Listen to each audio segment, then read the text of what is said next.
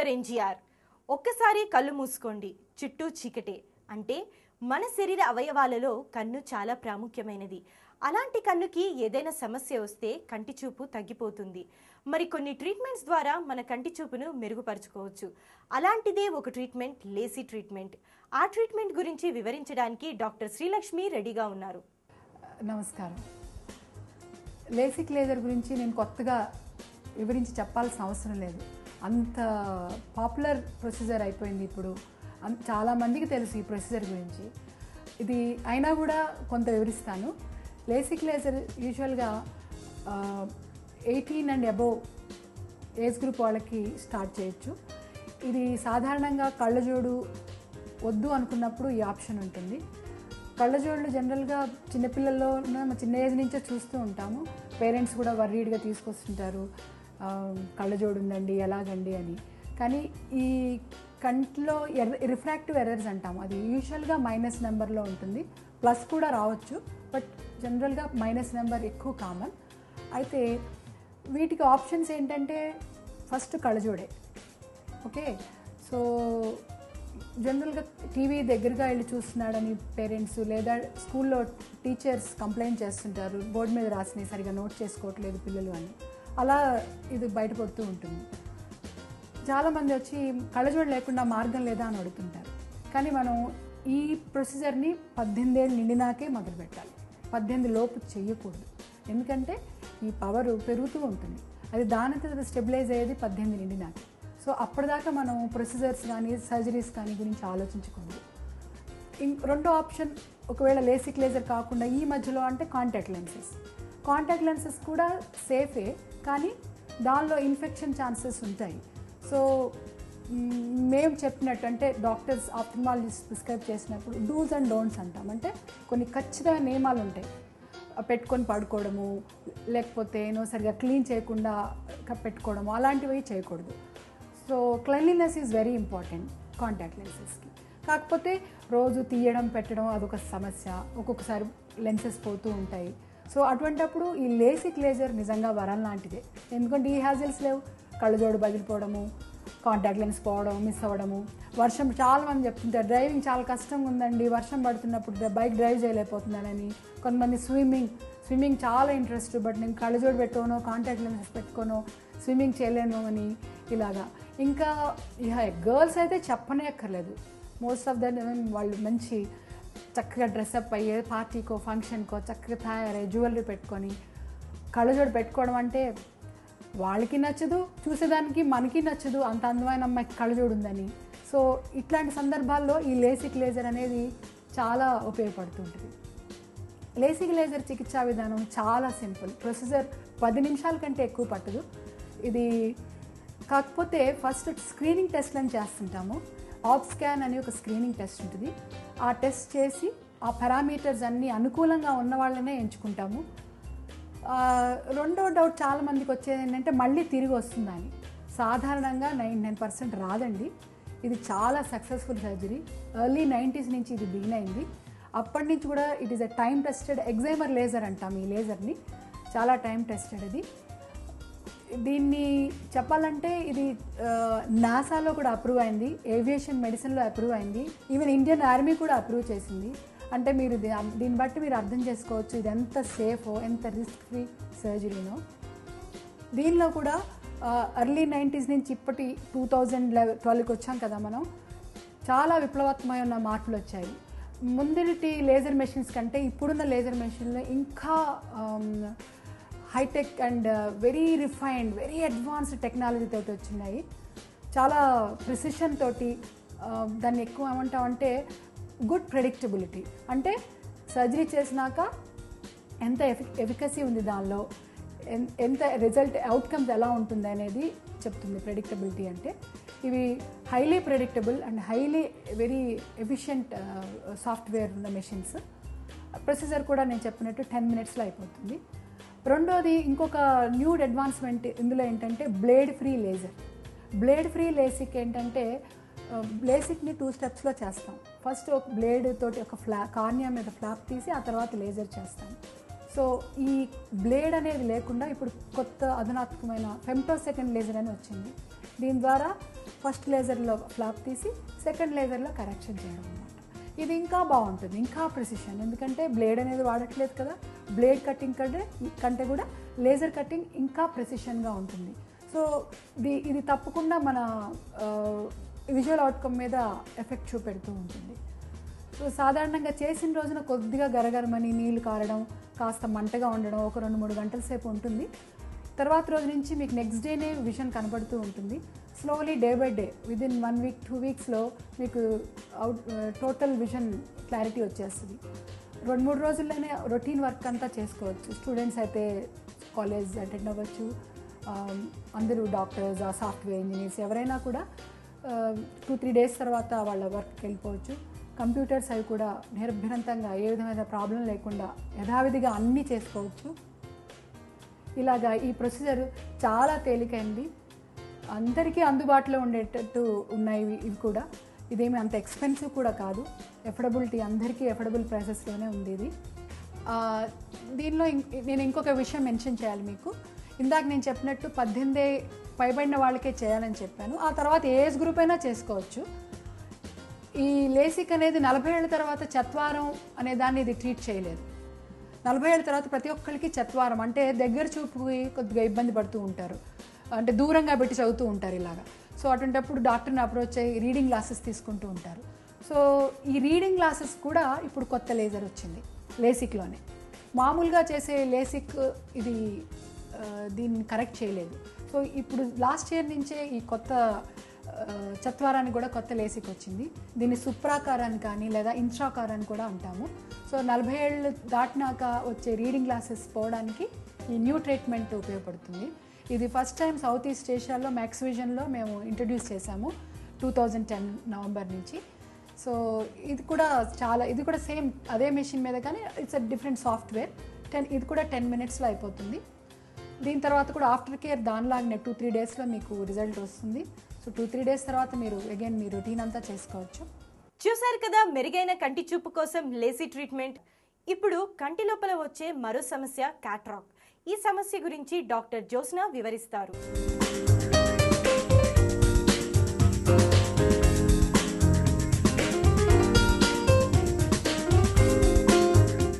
ఇప్పుడు cataract surgery అన్నది ఎంత సులువైపోయిందంటే, మామూలుగా వచ్చి 1 గంటలో ఆపరేషన్ చేయించుకొని ఇంటికి వెళ్ళిపోయి పెద్దగా అలా పడుకొని రెస్ట్ తీసుకునే విషయం కాకుండా మామూలుగా అన్ని దైనందిన కార్యక్రమాలన్నీ నార్మల్గా చేసుకోవచ్చు. కన్ను ఒక్కటే కొంచెం జాగ్రత్తగా చూసుకోవాల్సి ఉంటుంది. కన్ను మనం సాధారణంగా ఎప్పుడు జాగ్రత్తగా చూసుకునే ఒక పార్ట్ బాడీలో.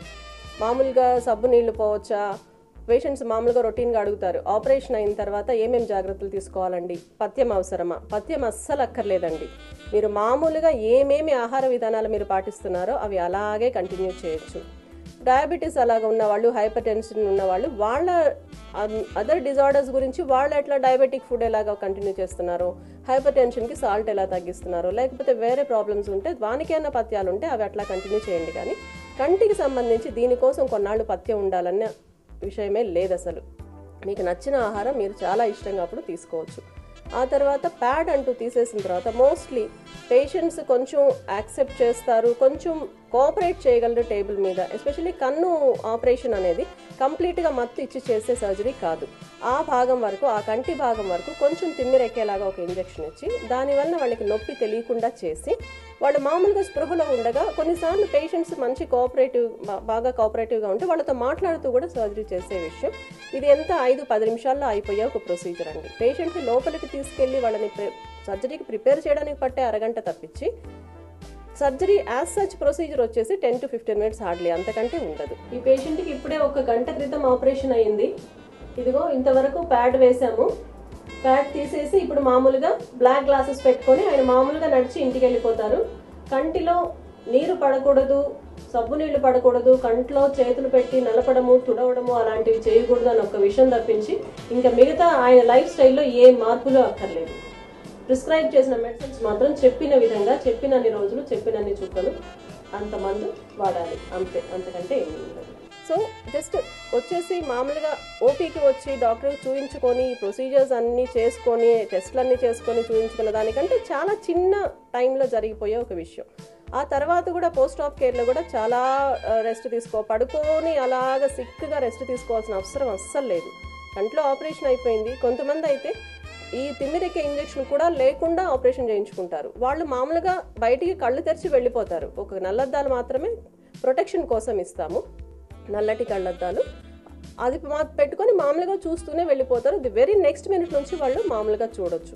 లేదు కొంచెం భయపడతారు, నొప్పికి తట్టుకోలేరు, ఒకవేళ కదులుతారేమో సర్జరీ చేసేటప్పుడు. కన్ను చాలా చిన్న భాగం కదండి, దాంట్లో సర్జరీ మైక్రోస్కోప్లో చూసి చేస్తామన్నమాట. ప్యాడ్ తీసిన మరుక్షణం నుంచి మీరు హాయిగా టీవీ చూడొచ్చండి, వీలున్నంత వరకు పేపర్ చదవచ్చండి. సో అలాగా పోస్ట్ ఆఫ్ కేర్లో చాలా దూరంగా ఉండాలి, మనం ఏమీ చేయకూడదు, టీవీ చూడకూడదు, లైట్ చూడకూడదు, ఇవన్నీ ఏమీ లేదు. అలాగా మామూలుగా ఉండొచ్చు, మామూలుగా అన్నీ చూడొచ్చు, అన్ని భోజనం చేయొచ్చు, మామూలుగా మాట్లాడండి, ఆడండి, పాడండి, మీ ఓపిక.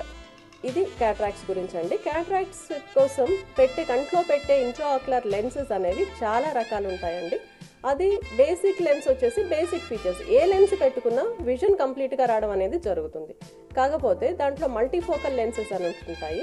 దాంట్లో దూరపు చూపు, దగ్గర చూపు కూడా రావడం జరుగుతుంది. అది మోస్ట్లీ కొంచెం యంగ్ పేషెంట్స్కి అడ్వైస్ చేయడం జరుగుతుంది.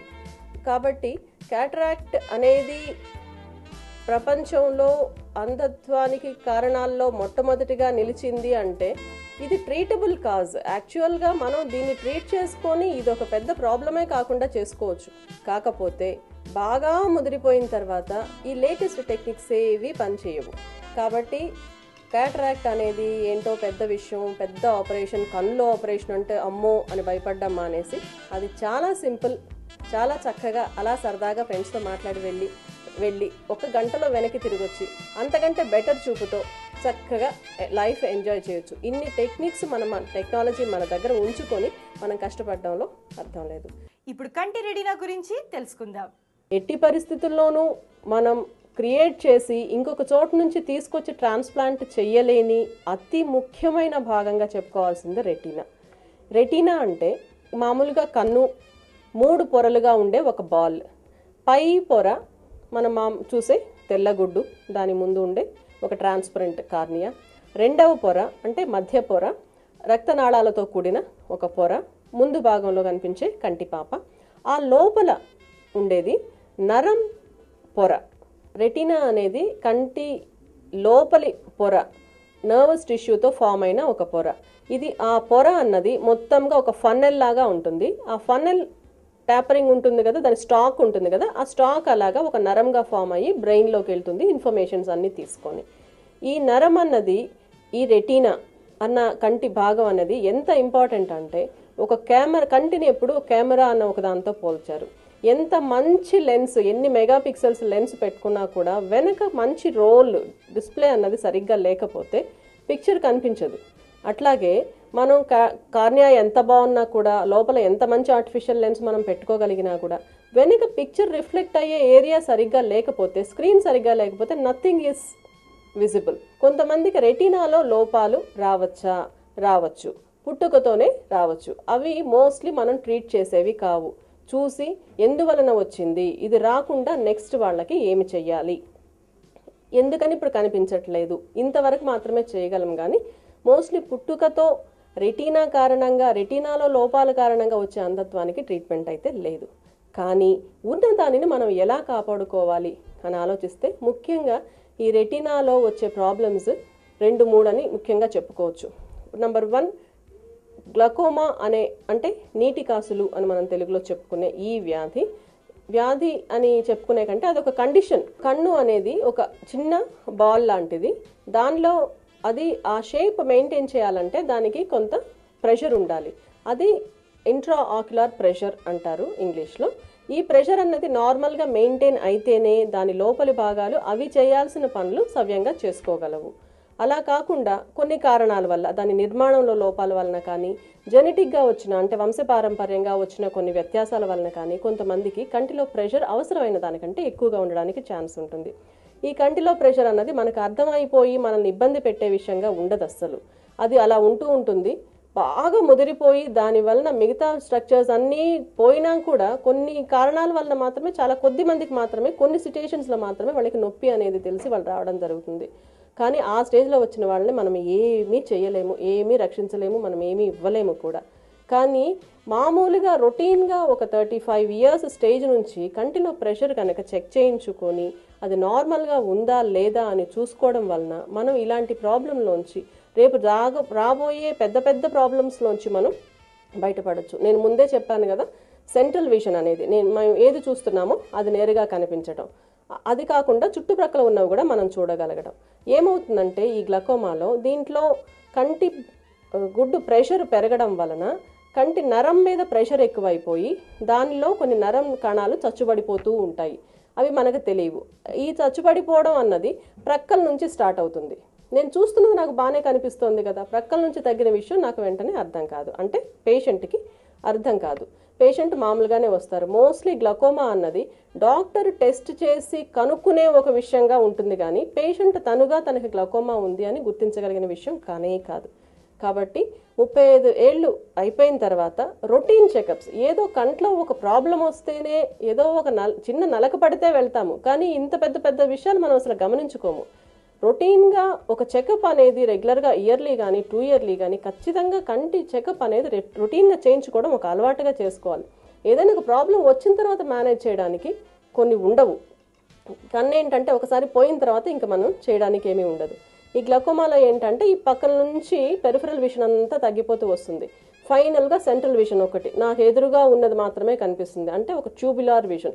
ట్యూబ్లోంచి చూస్తే ఎదురుగా ఉన్నది ఎంత కనిపిస్తుందో అంతవరకు మాత్రమే కనిపిస్తుంది. కొన్నిసార్లు ఒక సడన్ స్పైక్ వచ్చిందంటే అది కూడా వైప్ అవుట్ అయిపోతుంది. ఆ తర్వాత చేయడానికి ఏమీ లేదు. కాబట్టి రెటీనాలో వచ్చే కొంచెం భయంకరమైన, అంటే భయపెట్టే కొన్ని ఇబ్బందుల్లో, వ్యాధుల్లో ఇది ఒకటని చెప్పాలి. కాబట్టి రొటీన్గా కన్ను ప్రెషర్ చెక్ చేయించుకోవడం మంచిది. అది కుటుంబంలో కొంతమందికి గ్లకోమా ఉందంటే ఇంకొంచెం చిన్న వయసు నుంచే, మేబీ 20 ఇయర్స్ నుంచి కూడా మనం రొటీన్ చెకప్స్ స్టార్ట్ చేయొచ్చు. రొటీన్ చెకప్ స్టార్ట్ చేయడం వల్ల మెడికల్ మేనేజ్మెంట్లోనే వీలున్నంత వరకు లాక్కపోవచ్చు. ఆ తర్వాత ఫైనల్ స్టేజ్గా మనం సర్జికల్ మేనేజ్మెంట్ చూడొచ్చు. చూశారు కదండి, కంటి చూపు తగ్గితే మనకి అందుబాటులో ఉండే కొన్ని ట్రీట్మెంట్స్ గురించి. రేపటి డాక్టర్ ఎన్టీఆర్లో మళ్ళీ కలుద్దాం. అంతవరకు సెలవు.